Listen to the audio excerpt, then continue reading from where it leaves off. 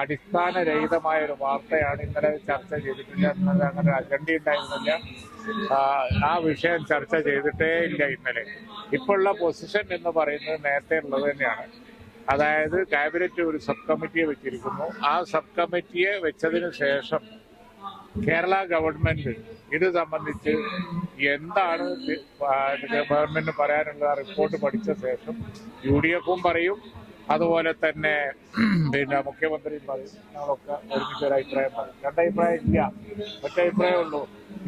ഇടതുപക്ഷ ഗവൺമെന്റ് നടപ്പിലാക്കിയ ഒരു പദ്ധതി അവർക്കും അറിയാം, ഞങ്ങൾക്കും അറിയാം, നാട്ടുകാർക്കും അറിയാം, നിങ്ങൾക്കും അറിയാം. അതിന്റെ പ്രയാസങ്ങളും സാങ്കേതിക പ്രശ്നങ്ങളും അത് വളരെയധികം കോംപ്ലിക്കേറ്റഡ് ആക്കിയിരിക്കുകയാണ് എന്നുള്ളത് നിയമസഭയിൽ തന്നെ അവർ പറഞ്ഞതാണ്. എന്താണെന്ന് വെച്ച് കഴിഞ്ഞാല് ഫണ്ട് കിട്ടാതാവും, അപ്പൊ ഞങ്ങൾ ഒപ്പിട്ടതാണ്. എന്നാ അതിന്റെ പറഞ്ഞതിന്റെ അർത്ഥം എന്താ? ഫണ്ട് കിട്ടാതാവുന്നത് കൊണ്ട് ഞങ്ങൾ ഒപ്പിട്ടതാണ്. ഒപ്പിട്ടു എന്നുള്ളത് അവരാണ് ഒപ്പിട്ടത്. ഇനി ഇന്ന് ഊരണം എങ്ങനെയാണ് സബ് കമ്മിറ്റി പറയണം. അതല്ല, കേരളത്തില് അവര് പറയുന്ന കണ്ടീഷൻസ് ഒന്നും പാലിക്കാതെ വല്ല മാർഗമുണ്ടോ എന്നുള്ളത് നോക്കണം. ഒരു നിലക്കും അവര് പറഞ്ഞ കണ്ടീഷനൊന്നും പാഠ്യപദ്ധതിയിലോ സ്കൂൾ സെലക്ഷനിലോ കേരളത്തിൽ നടപ്പാവാൻ പോകുന്നില്ല. ഒരു സംശയം ആ കാര്യത്തിൽ വേണ്ട. അങ്ങനെ ഒരു ഘട്ടം വരുമ്പോ എന്ത് വേണം എന്ന് ഞങ്ങൾ അപ്പം തീരുമാനിക്കും, പറയും. ഇപ്പൊ വന്നുകൊണ്ടിരിക്കുന്ന വാർത്ത 101% ഇല്ലാത്തതാണ്. അങ്ങനെ ഒരു സംഭവം, ഒരു ചർച്ച അവിടെ ഉണ്ടായി. എന്നിട്ട് ഞങ്ങൾ വേറെ അഭിപ്രായം പറഞ്ഞു, മറ്റൊരു കോൺഗ്രസ് 100% ഇല്ലാത്ത വാർത്ത.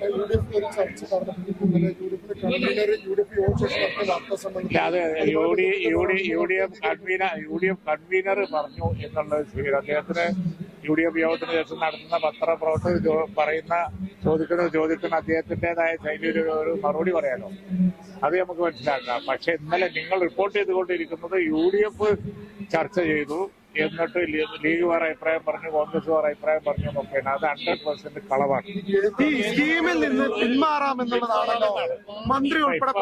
വാർത്തക്കുള്ള മറുപടിയായി ഇനി ഞങ്ങളെ സബ് കമ്മിറ്റി വന്നതിന് ശേഷം ഗവൺമെന്റ് അത് ആലോചിച്ച് ഫൈനൽ എന്താണ് എന്ന് പറയും. അതായിരിക്കും നിലപാട്.